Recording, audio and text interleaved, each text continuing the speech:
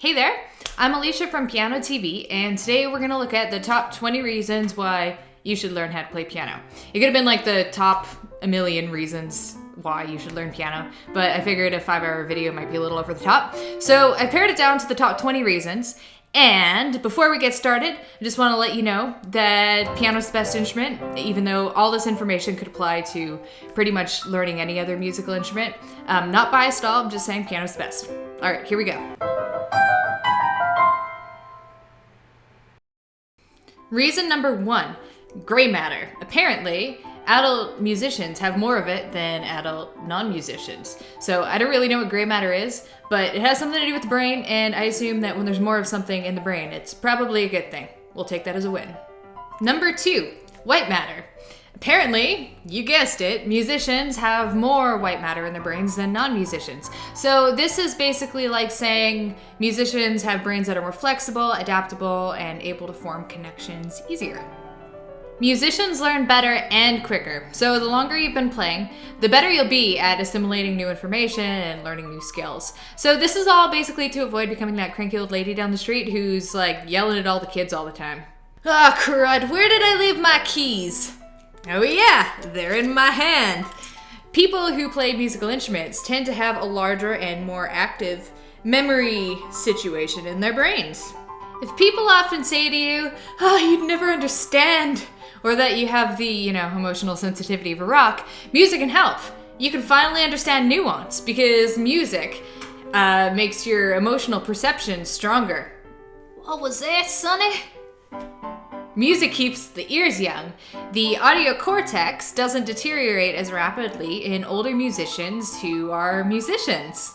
If you're freaking out all the time because of stress and anxiety, music, and playing it, is a natural anti-anxiety relaxation method because it reduces blood pressure, it reduces the heart rate, and it lowers that bad, nasty stress hormone cortisol. Nail biters, rejoice! Yes, it is true. You are very, very encouraged. In fact, I would force you, if you were my student, to have short fingernails to play the piano because long nails clicking on the keys basically just sounds like nails on a chalkboard. It is bad. And if your nails are really, really long, you can't, have a proper hand position, so you have to play the piano like this, like you're grossed out by the keys. Some instruments are just pleasant. They're melodic, they're pleasing to the ear, they flow, and obviously piano is one of these instruments. So just think about your granny, okay? So you're like, hey granny, check this out, I can play piano. And then you play piano, and she's like, man, that is so awesome, good job. And if you were like, let's change the situation a little bit, if you were like, hey granny, look at me hit these drum-like things, she'd be like, so piano is superior. Let us make grannies all over the world happy. As a piano player, you don't need a full band to sound good. Piano is one of those rare instruments that can pull off both harmony and melody simultaneously. Let's see a didgeridoo do that.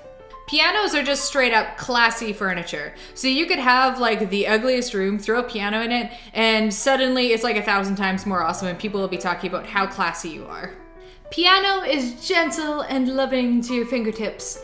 Not like some instruments, which create calluses on your fingers. Cough, cough, wheeze, guitar, cough. Remember how back in the day, Sudoku was like all the rage? It was super hot stuff because it was supposed to be really good for your brain? Like brain broccoli, piano, or any instrument really. Learning it is like better brain broccoli. It's like brain broccoli with kale and pomegranates and maca and blueberries. Learning an instrument requires patience and discipline. You are not going to become an overnight piano hero. You're like, wait, why is that a good thing? I want to become an overnight piano hero. I will tell you why it's a good thing, because it builds patience and discipline, which, as Calvin's dad will always tell us, builds character, which, by the way, is super rewarding. It is a great antidote to instant gratification. Trust me on this one. Learning music makes your brain better at language, whether it's, building your own fancy pants vocabulary, which I clearly haven't done, but I could if I wanted to, or learning a new language, like an entirely new language. Music will help. Learning an instrument will give you a ton of confidence for being awesome at something. Even if you're learning other people's music and you're not writing your own music, it's still a creative activity because It requires creative thinking, creative problem solving. It requires you to have creative insight. So basically what I'm saying is that playing piano, no matter what you're doing, is a creative activity.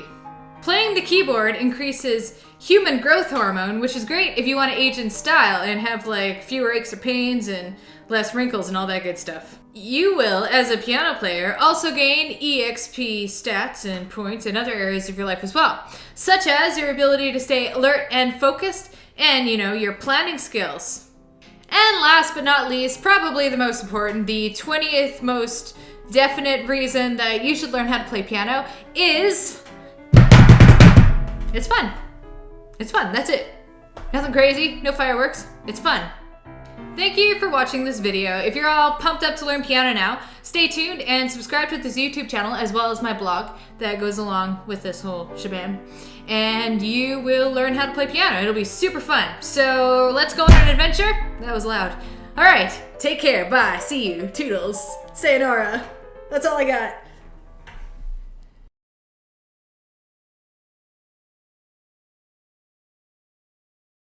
I've been drinking coffee.